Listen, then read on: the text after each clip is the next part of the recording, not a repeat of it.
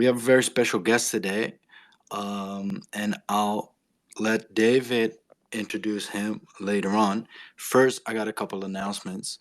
I'm Helix. I'm lead partnership at Metrics DAO, and I'll be telling you a little bit before this talk really kicks off, and I'll intro the interviewer as well. So just for you to know, if you want full interactivity, emojis, all that good stuff, you need to go on your phone. If you're on a desktop, just so you know, captions are also possible if I'm hard to follow along or if the audio starts breaking up. And we're also gonna reward attendance. A little bit more about that later on. Um, so let's first see if those emojis are working. Just to get a quick pulse on who we have here today, couple things. Emoji, thumb up or thumb down. Who knows Lex Sokolin already? Emoji up or down. Thumb up or down. I see one hand raised by David. I guess it's good you already know him, David. Fevin doesn't know. Okay. Aeon doesn't know either. Okay. All right.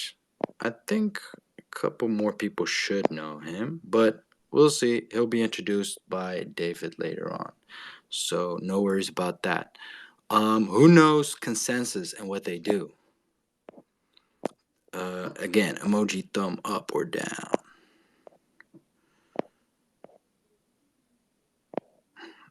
Yes, I'm seeing some thumbs up, a fist in the air. That's good. If not, we're going to tell you about that later on as well. So no worries about that. See some more thumbs up. That's great. All right. Also, drop your comments in the text box below. If you have any questions, just drop them in there. Even if it's just a GM to show everybody that you're here, that you're excited, drop them in the comments. That'd be great. Finally, Xmetric for attendance. So what's Xmetric? Xmetric is our reputation token. With it, we track reputation in Metrics DAO, and you can unlock paid analytics bounties and earn crypto. So I'll be dropping a form for registration in the comments just in a couple minutes. You could go ahead and fill in your attendance. All right. So with all that being said, I want to introduce Megafund, aka David. He's an economist and tokenomics expert, currently at Binance Labs, previously also at Consensus. I'm guessing that's how these two guys know each other. And David's also a contributor at our growth team at Metrics DAO. He's a writer and last but very not least, an interviewer, and that's what he'll be doing today. So with that, show some clapping emojis for David. And David, with that, I pass it off to you. Thank you. Hello, everyone. Yeah, as Helix had mentioned, I'm the managing director of token engineering at Binance Labs, the venture capital arm of Binance. Previously, I was part of Lex's team in cryptoeconomics at Consensus, where I had the opportunity to learn under Lex's great tutelage. Yeah, we've been doing these for some time now. This might be one of my most sought after ones. I'm a little bit biased, but for those of you who don't know, Lex is one of the best in the space. He is super in tune with a lot of the stuff that's being built within Web3 and also how it overlaps with sort of fintech and also other macro layers. Also runs one of the more interesting and some of the best alpha in the space, a thing by the name of Fintech Blueprint. Highly recommended. Again, I think it's one of the most unique pieces. You can get it through his newsletter. He's on Spotify. It's all over the place. Highly recommended, but I'll let Lex talk about that a little bit more. But let me introduce Lex. He is the chief economist at Consensus. Hey, David. So great to be here. Thank you for hosting me. Of course. So I know this one's a little bit packed. We have a little bit of a crammed agenda, so let's get right into it. Tell us about what you do at Consensus, what you're doing at FinTech Blueprint, and some of the other projects you're working on. Yeah, I feel like so many magic voodoo words when it comes to Web3 and crypto. So I've had a couple of different roles at Consensus. Right now, I am focused on cryptoeconomics and token engineering, and so taking seriously the idea that you can design ecosystems that are positive sum, and that doing that rigorously rather than just doing it in the most degen way possible is useful and something that we should learn to do. And so things like MetaMask Grants DAO and then the decentralization of Infura and other projects of that type are examples of what our team works on. Before that, I ran marketing at the company, and then before that, I ran the fintech product footprint that we had. So digital assets, CBDCs, payments, DeFi integrations, things of that nature. In terms of, for folks who don't know what Consensus is, it is, how do I put it these days? We do two things. The first is help people use Web3 by developing MetaMask, so getting access to various protocols, applications, and so on. And then on the other side, helping builders create things on Web3 infrastructure. And so we do that through Infura, which is a way to access Ethereum nodes, as well as Polygon and other networks. We also contribute quite a bit to the work of the Ethereum Foundation and you know, trying to move the development of Ethereum along as well, and have a lot of sort of talent focused on the blockchain protocol level. Most recently, we opened up a beta of a ZK EVM rollup. So, you know, it's a pretty techie company. Before getting into crypto, I did a mix of fintech, financial technology, as sort of my first step out into entrepreneurship and the Wild West. And then, you know, I started my career in finance, but had always had a technology and art streak. So I've been lucky to marry a number of my interests and be able to geek out with everybody. Yeah, that was a wonderful explanation of what Consensus does. I always struggle with that just because Consensus does so much. But yeah, I think what gets me really excited about having you in here is just your background is just, it's pretty crazy. I think in a good way. I don't think many people kind of took that route, if anyone else. And I guess, you know, you started off kind of like the JD MBA pathway. You worked in TradFi, you moved to fintech, and then you got into Web3. Could you, and also your background in kind of the arts, but could you tell us like what got you into Web3? Like what led you down that rabbit hole? Yeah, for sure. I have my child entering the room. Let me. Okay. 1 second, everybody. Okay. All right. I've escaped. You're getting yelled at. I'm getting yelled at by a 3-year-old about various things she wants to happen. Okay. So in terms of my path in and kind of starting in Web3, so it's such a great space. It's very new. We're sort of we get to pursue a lot of novelty and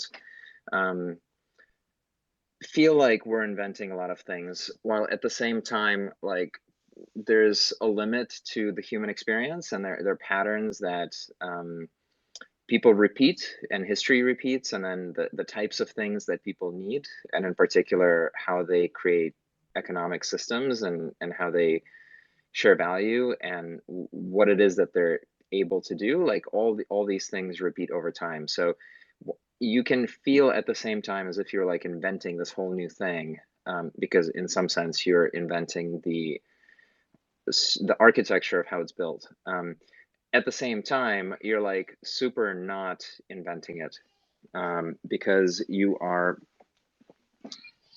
oh my goodness, I'm so sorry about this, but I've got a kid that's not behaving. 1 second. No worries.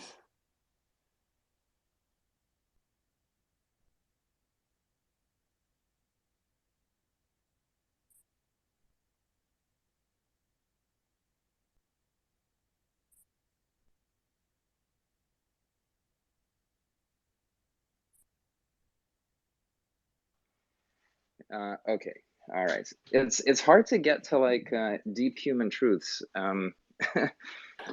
when you're being chased around by children, or maybe that's the way it goes. That gets Anyway, us to deeper human truths. yeah, those are it.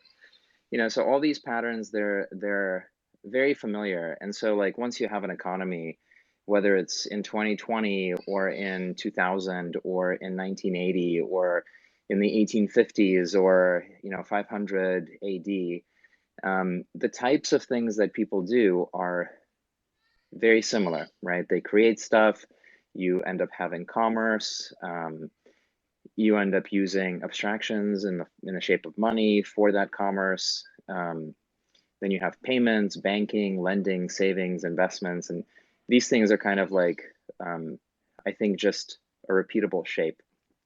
And so the reason I'm going on and on about this is because Web3 gave me an opportunity to use a lot of the hard skill set that I've learned. And a lot of it is like foundational to how the prior version of these repeatable patterns looked, right? So like, I know how payments works, I know how capital markets works and how banking works. I understand the pipes. I understand how the law works, because I've either done it or I've been educated in it. And at the same time, Web3 gives you the opportunity to like think about these things from scratch, right? So I'm a proponent of trying to know the things you're talking about, and not just knowing them, but doing them. And so for me, that's really, really attractive. To answer the question of how I got into Web3, I would say it wasn't with Bitcoin, it was with the launch of Ethereum. And for me, the fact that you had a computational layer that could be the platform for entrepreneurship and for capital raising, and you had this amazing sort of crowdfunding moment.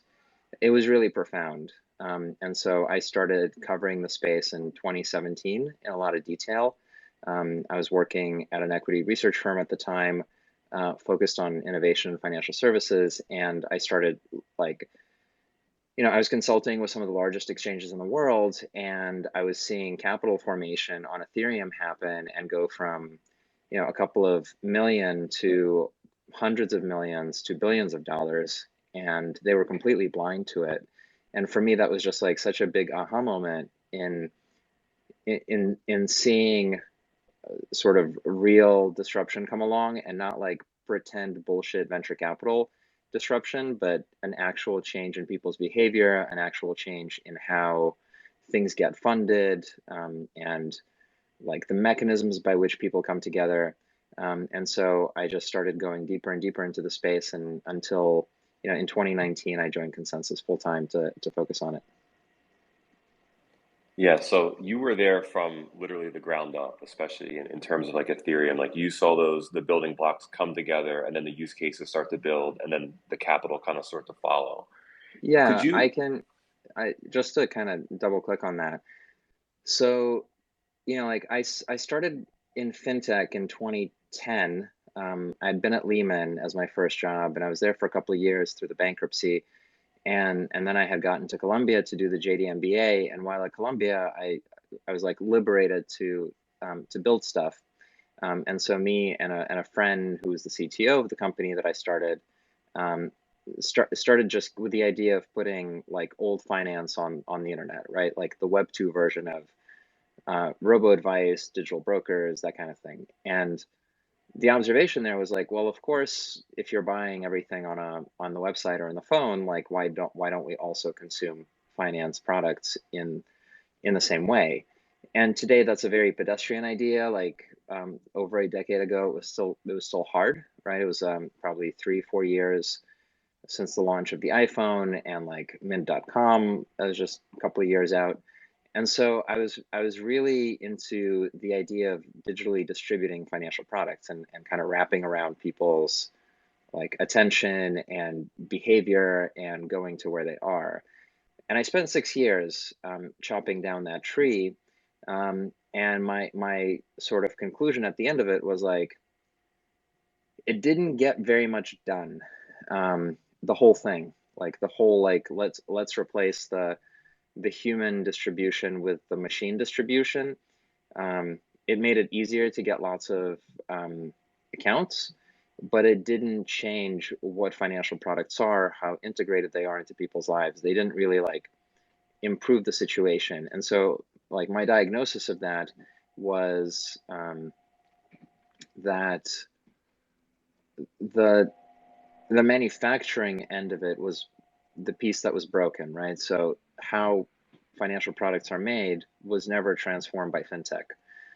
And that was what I spent time trying to figure out, trying to research. Like my intuition was like, it's all about manufacturing and finance, and nothing was able to really change the custody or the settlement or the portfolio management or the big banking systems. Like none of them were really threatened by what fintech had to offer.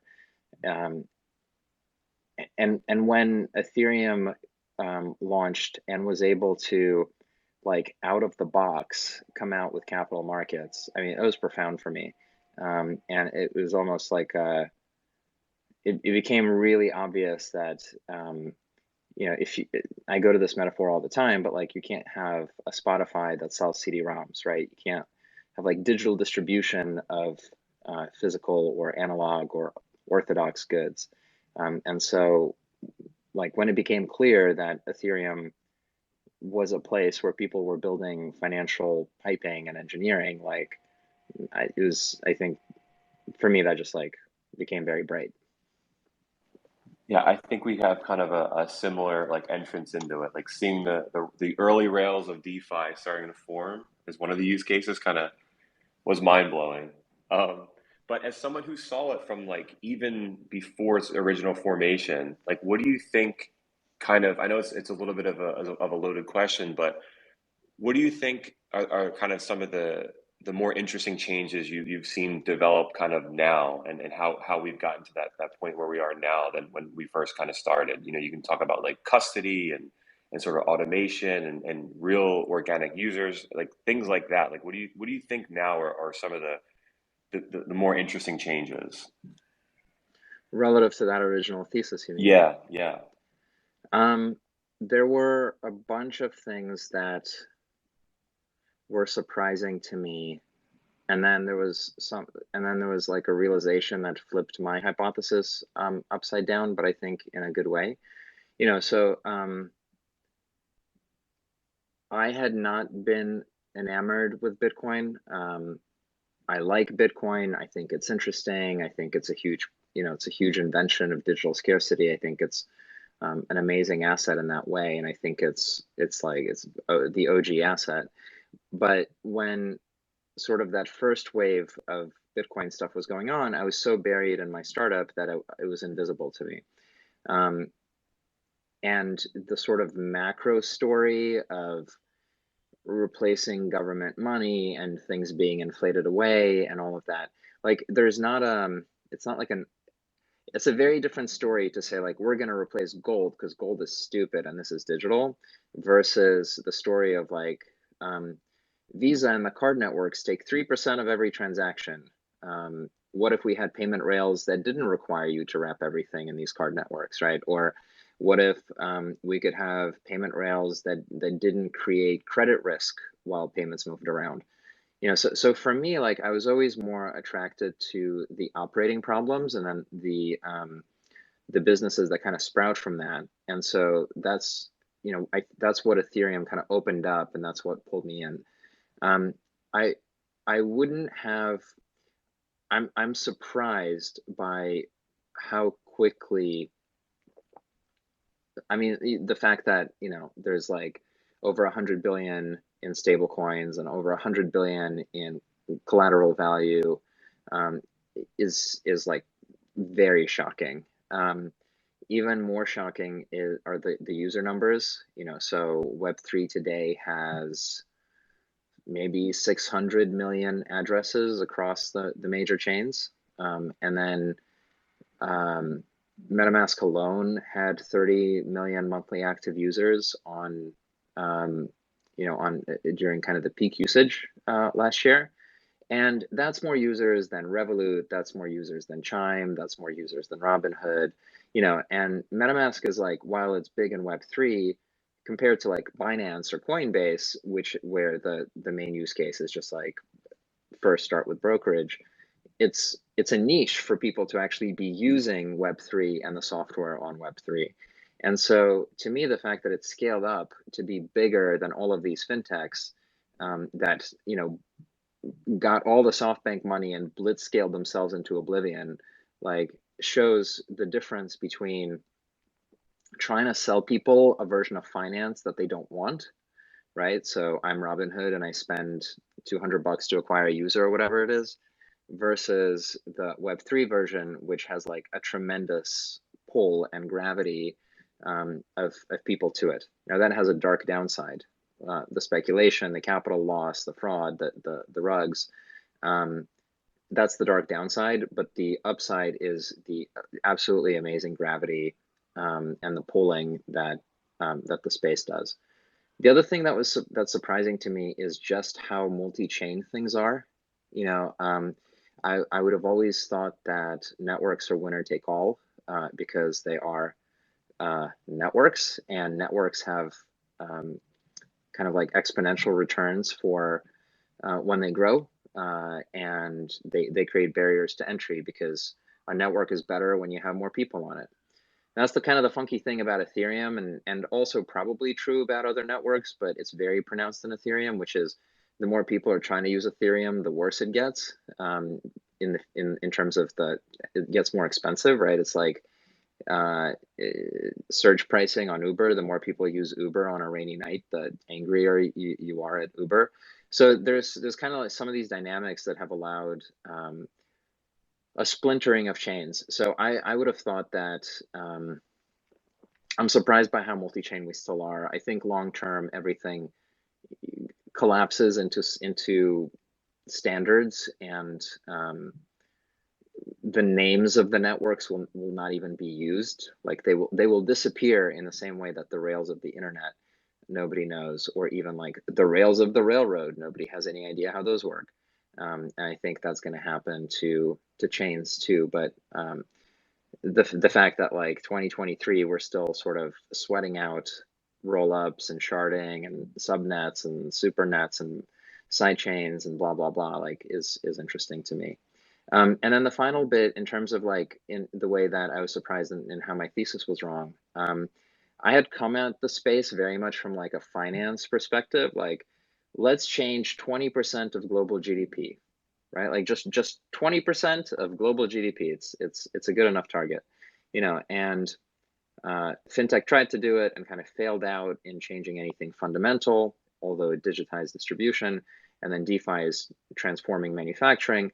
And that was my thesis, but I think it was wrong in that it was very limited in its scope, because Web3 is not about finance. Web3 is a full re-architecting of the internet to incorporate socioeconomics and culture, you know, and the NFT boom and DAOs and governance, like they make this obvious. So it's not that you're like improving payments or improving banking. There's a lot of companies that are dead because they thought, hey, I'm gonna bring this blockchain version of digital assets to you know, pick your bank. Rather, what I've learned through like the consensus journey is that we're uploading our society, or we're at least taking our digital society and converting it into one that has economic architecture and enforceable property rights and so on. And so you end up with a Web3, which foremost, more than anything, more than this like sort of like pyramids of recursive financial engineering, we need to end up with a Web3 that has its own economic native activity, and that takes the shape of commerce, and commerce comes from labor, right? Like people have to put in labor to generate objects, which are then sold, and that creates like wealth gain and consumer surplus and equity growth for the participants. And so then the question is, well, where's the labor? And the labor is in DAOs, because DAOs are the atomic unit of a Web3 economy in terms of like atomic productive unit. And so for me, it's been this shift from like, forget about improving an industry. It's really about what is this digital space? What is the native economy of the space? And then very obviously, DeFi is the banking industry for that space. Like there's no room for TradFi in banking Web3. There's only on and off ramps. Like DeFi is there to bank Web3. But the question is, can Web3 get to a place where it has economic activity, where people are like choosing to graduate from school and then, like build their internships and careers and be full-time in Web3 native work? Is that even possible? Yeah, man, I love how you framed it that, Web3 is not necessarily about, DeFi. It's about creating like changing, socioeconomics and changing the way we impact and interact. And also like your point about DAOs, I think, metrics DAO is perhaps one of my most favorite, not just saying that because I'm here, but, in terms of like labor inputs and outputs, the folks at metrics DAO are, some of the best in the space in analytics and data science, and there's like meaningful work being put out there, and then it's actually generating almost a self-sustaining economy. So I think those sorts of and back to your point about DAOs, I think you're spot on about that. Like the DAOs are truly kind of the next the next frontier in Web3, and where we see a lot of those changes. And I know we're running up against it, but just real quickly, like what are some of the projects in the space that or one sort of maybe not projects specific, feel free to name any, but just what are some of the more interesting things in the space that you're excited to see kind of happen in 23? I know you have a ton of expertise in DAOs. You're doing a ton of work with like ZK EVMs and a lot of work on Ethereum, and also obviously some infrastructure and wallets. So feel free to go whatever direction you want, but I'm curious to hear your take on like what excites you most this upcoming year and beyond. Yeah, I think a lot of people are probably much more focused than I am. They're like, for me, there's just stuff I like. I think so I'll go in no particular order. I like the things that help DAOs actually become economic. So sort of like the CFO function for DAOs, so that, like, how do you do payroll? How do you do payment processing? How do you do HR? How do you do employee perks, but in Web3? I think that scaffolding is really useful if your thesis is like Web3 small business is the only way to get out of the hole, which is sort of my thesis. Or like, I think it's the most important engine. So any of the scaffolding that makes that easier is good. Although it's incredibly difficult to actually get it done. Separate from that, I think, we're sort of back in enterprise institutional land, like more because the market's still in a bear, and like recession is coming and all this stuff. There's still more, you need revenues from traditional established companies. So in environments like this, when things aren't going up 10 times every year, there's a lot more kind of grindy activity trying to take things from the physical traditional world and port it over to the Web3 world. And I think I like this version of it a little bit better than last time, right? So to remind everyone, like last time what happened is you had kind of two things. You had enterprise blockchain. So let's build chains for companies that aren't public, which is, end of the day, a dead end. And then you had things like security token offerings. So how do we take all these tokens and put them all essentially in a regulated wrapper? And that also kind of failed out. Maybe. So in this version, in the current version of shifting back to being more conservative, like more interesting things are happening. The Starbucks rewards loyalty NFT on Polygon is something that I really, really like. And it's because Starbucks was also the first company to like launch their own QR code payments wallet in the US and Europe, way ahead, like 2 to 3 years ahead of everybody else. And so to me, it kind of signals that maybe we're 2 to 3 years away from like total normalization. So I like that bit of it.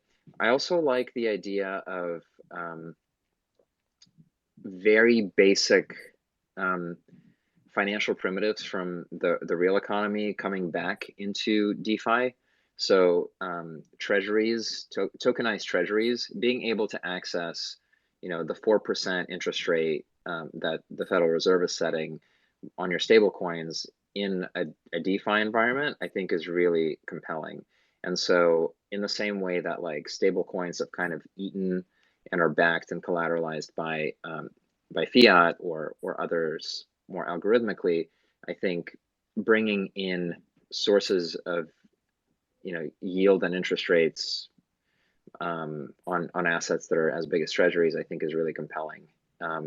Especially when leverage is down in crypto, and so nobody wants to do any margin lending, and so both Compound and Aave can't offer interest rates that actually compete with the dollar interest rate, which is like a very weird, very strange outcome. So I like some real world assets. I don't like the super niche ones like, private equity in Vietnam in the middle market. Like nobody wants to own that. In Vietnam or in Georgia or in Florida or whatever, it doesn't matter. Nobody wants to own that niche asset, and that's why it's niche. But if you take a fat asset like treasuries or obviously equities someday, I think it's great to absorb them. When looking more at kind of like Web3 native stuff, I'm super excited for rollups and ZK stuff to happen. I don't have useful or deep insight there other than to say that like it's incredible to see that blockchains are scaling like they said they would. Like the Moore's law, like exponential growth of computation and like exponential decrease of the cost of computing. It's super true and it's playing out. And blockchains are getting a lot more bandwidth and throughput that they can put into the calculator, the computer machine, and that's great. So I'm really excited for that. I'm excited for whatever versions of privacy that we get out of ZK and however that goes. I think that's fantastic. And then I think if you look at the NFT space, I'm skeptical would be the wrong term, but like I think I think the space is very immature and skeuomorphic in terms of what NFTs are for. I think the cultural and sort of like tribal adoption is really interesting, but for me, the parts that are much more compelling are the high art stuff. So art blocks and what you see on Tezos with FX Hash and other sort of more organic communities. So I'm really interested in just how incredible and aesthetic digital art has become for the people that like it and focus on it. So I think that stuff is really great and eventually will be much more popular. Awesome, man. You hit on so much stuff that I want to go really into, but I know we don't have time. And especially with sort of the DAOs, I know that even internally at Metrics DAO, like payroll and human resources, like these very basic things that people take for granted in traditional companies, like those are something like we as a DAO struggle with. And I think you're right. Like those things are very difficult to kind of fit into Web3, but I think that the products and the services that kind of end up doing that will have it'll significantly impact the way DAOs operate, their efficiency and their efficacy. So really looking forward to that stuff. And if you could give advice, like, we both came in at a pretty early stage. You came in much earlier than I did. Someone who's kind of new to the space and they're looking to get involved, there's so much information out there and there's so many different ways you can go. If you had to give someone a quick, what's the best way to do it? What are some of your tips and tricks? Yeah, I think it's really contextual to every person's individual situation. So it's hard to give kind of blanket advice. Like I talk to people who are like spent a career and at like doing investment banking and or asset management or analytics or whatever it is, and then really want to move into the crypto asset class, and they're 45 and kind of mid-career, and then alternately talk to students who are looking for their first role and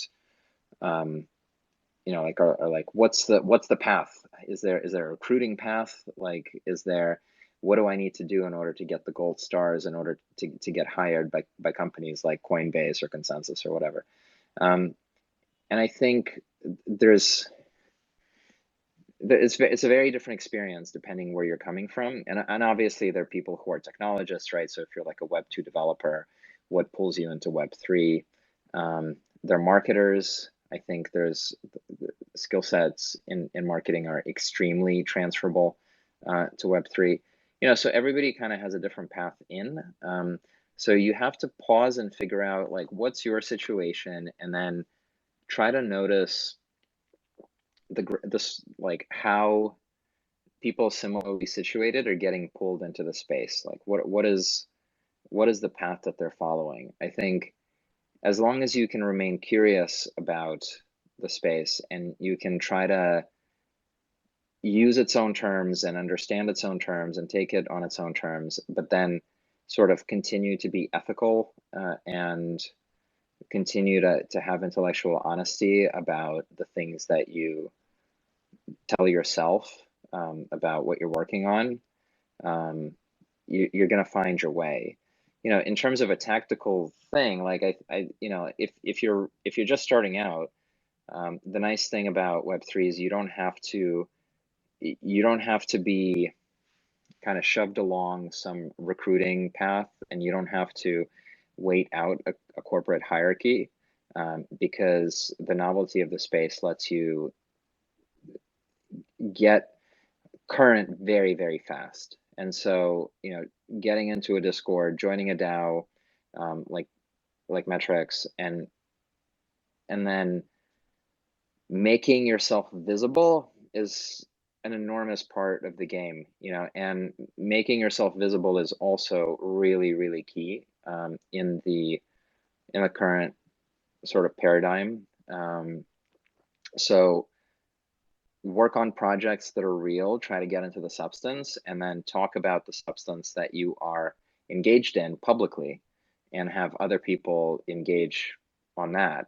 Like if people don't know what you're doing, and if you don't know what you're doing, those are two big problems to solve.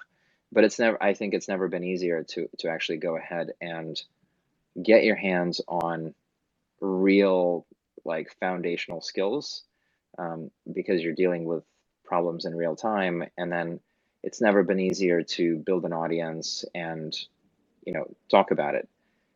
If you rewind like 30 years and you wanted to be a trader at Goldman Sachs, or you wanted to build technology at Bloomberg, you wouldn't have, the answer would be like, get in line for the recruiting fair.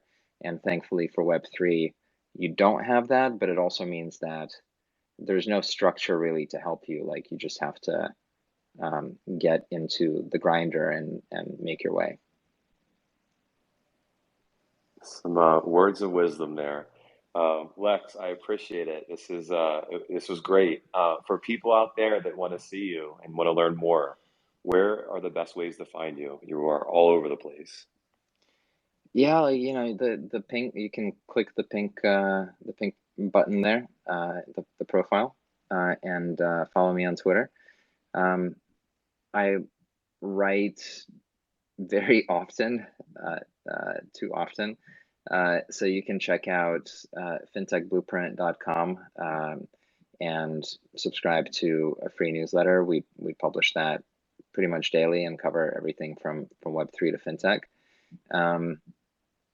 Yeah, that's probably the best way to stay in touch. Or like Google, just Google me and then go to YouTube and then download all the videos to your hard drive and just watch them over and over again. Yeah, just Google me. But Yeah, seriously, just I be like highly a real creep. Like, just be like super weird about it. That's the way to go. Yeah. no big deal. No, but seriously, I highly recommend anyone who is remotely interested or wants to learn more, or even has some downtime to subscribe to the FinTech Blueprint newsletter. Seriously, like it makes my day some days and gives me it gives me intel that I otherwise would not have thought about. So it's free, so sign up. But Lex, I appreciate it. Thank you for joining. This is fantastic, and looking forward to what's next and what you're working on next. Absolutely. Thank you, everybody, for coming and for your attention. Cheers. Wow, that was amazing. Give it up for our speakers, everyone. So show some applause emojis, drop some comments of appreciation. Definitely give these two guys a follow. Just it's so easy. Just tap their portrait and give them a follow. That was amazing. Everybody who attended, you can claim some extra metric. The attendance form is already in the comments. Yes, I'm seeing those applause emojis. Loving it. Thank you guys. Thank you, people. Yeah, to to continue. Yeah, claim the X metric. If you enjoyed this, you probably enjoy learning more about Web3. We got lots of courses at Metrics DAO. You can find them as well in the comments. They're already in there. Just check them out. We have courses on Web3 analytics, courses on different blockchain ecosystems. One on DAOs. A webinar is coming today, actually. So check it out. Also, next week we got another very cool guest. OX Kofi, you might have heard of him, top-notch analyst in the space. We're doing a behind the charts with him, so expect some personal stories and methods and work processes. Also in the comments, yes, you'll find everything in there. And finally, I want to thank every one of y'all for attending and showing some love. Yes, I'm seeing those emojis, loving it. Thanks, guys. Yeah, we like without you guys here, obviously, it would make no sense. Obviously, we're doing this for the love to get people like to up their level, share some knowledge, and hope everyone can enjoy this space together. So thank you for being here. Thank you for being here. And with that being said, we'll close it out. Give these guys a follow. Don't forget, give these guys a follow. Thank you, Lex. Thank you, David. Have a good day, y'all. Bye bye.